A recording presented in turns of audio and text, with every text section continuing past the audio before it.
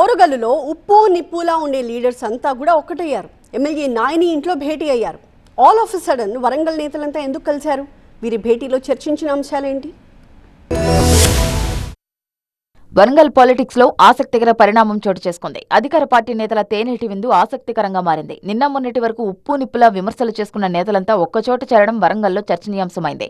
Hanamkonda బాలసముద్రంలోని MLA Nayani Rajender Reddy camp ఆఫీసులో మంత్రి కొండా సురేఖ సహా అధికార పార్టీ ఎమ్మెల్యేలు ముఖ్య నేతలు భేటీ అయ్యారు. మంత్రి హోదాలో మొట్టమొదటిసారి ఎమ్మెల్యే నాయని నివాసానికి వచ్చారు మంత్రి కొండా సురేఖ.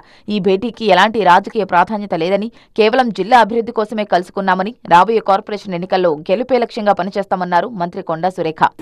కార్పొరేషన్ ఎన్నికలు రాబోతా ఉన్నాయి.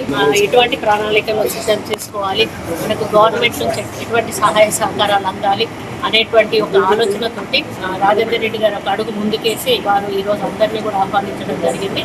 కాంగ్రెస్ పార్టీ పెద్ద కుటుంబం లాంటిదని చిన్న చిన్న మనస్పర్ధలు, కలహాలు సహజమన్నారు ఎమ్మెల్యే నాయని రాజేందర్. ఇకపై అలాంటివేమీ ఉండబోవన్నారు. గ్రేటర్ వరంగల్ కార్పొరేషన్ ఎన్నికలు రాబోతున్న నేపథ్యంలో కాంగ్రెస్ నేతలంతా కలిసి పనిచేయాలని నిర్ణయించడంపై కేడర్ ఖుషి అవుతోంది.